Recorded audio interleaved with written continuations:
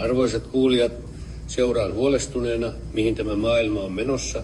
En siksi, että aika olisi ennen ollut aina parempaa, vaan siksi, että me olemme alkaneet pitää huonoa käytöstä normaalina ja kutsua sitä kehitykseksi.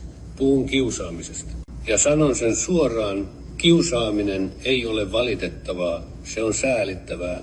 Se on heikkouden kieli, joka pukeutuu rohkeudeksi ja kutsuu itseään huumoriksi. Se etsii yleisöä, koska ilman yleisöä se on vain pelkoa ja tyhjyyttä. Valumme takaisin pimeään keskiaikaan. Ei ritarien ja linnaneitojen aikaan, vaan siihen aikaan, jossa joukko päättää, kuka nostetaan häpeäpaaluun, ja sitten vieläpä pesee kätensä ja sanoo, leikkiähän se vain oli, tai sehän oli vain vitsi. Tässä on kiusaamisen varsinainen petos. Se naamioidaan leikiksi, jotta tekijä saa kunnian ja seuraajat saavat naurun ilman vastuuta. Ja kun vastuu katoaa, katoaa myös ihmisyys. Kiusaaja ei rakenna mitään, hän purkaa.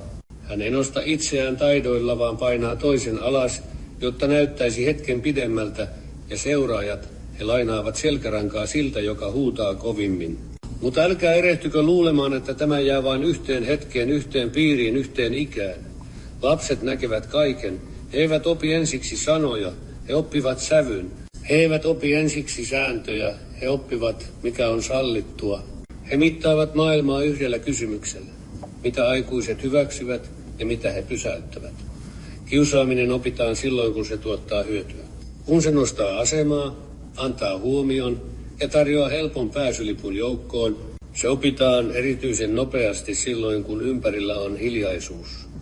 Hiljaisuus on kiusaamisen paras opettaja. Kun te katsotte pois, joku toinen oppii katsomaan alas. Ja jos tämä opitaan lapsena, se ei jää lapsuuteen, se kasvaa mukana. Se vaihtaa vain asua. Sama häpeäpaalu löytyy aikuisena työstä ja vapaalta, päätöksenteosta ja politiikasta, julkisesta puheesta ja somen huutelusta. Se näkyy siinä, miten ihmisestä tehdään naurunaihe. Miten hänet rajataan ulos, miten hänen arvonsa riisutaan sanoilla, eleillä ja vihjauksilla. Ja se pahin, se puetaan perinteeksi ja tapaan. No onpa herkkänahkainen, sehän oli vaan vitsi, ja niin pahuus muuttuu arjeksi. Siksi meidän on autettava lapsia siellä, missä tämä ketju alkaa. Yhdellä tavalla, joka on samalla yksinkertainen ja vaikea, olemalla aikuisia. Näyttämällä, että ihmisarvo ei ole neuvottelukysymys. Opettamalla, että huumori ei koskaan synny toisen kivusta. Antamalla lapselle sanat silloin, kun häneltä ne puuttuvat, ja selkänojan silloin, kun hän ei yksin uskalla. Ja tekemällä joka kerta selväksi, että se, joka jää yksin, ei jää yksin meidän katsellessamme. Mutta kaikkein vakavin hetki ei ole se, kun joku sanoo, leikkiähän se vain oli. Vakavin hetki on se, kun joku muu nyökkää. Silloin tehdään päätös siitä, millainen porukka tästä tulee.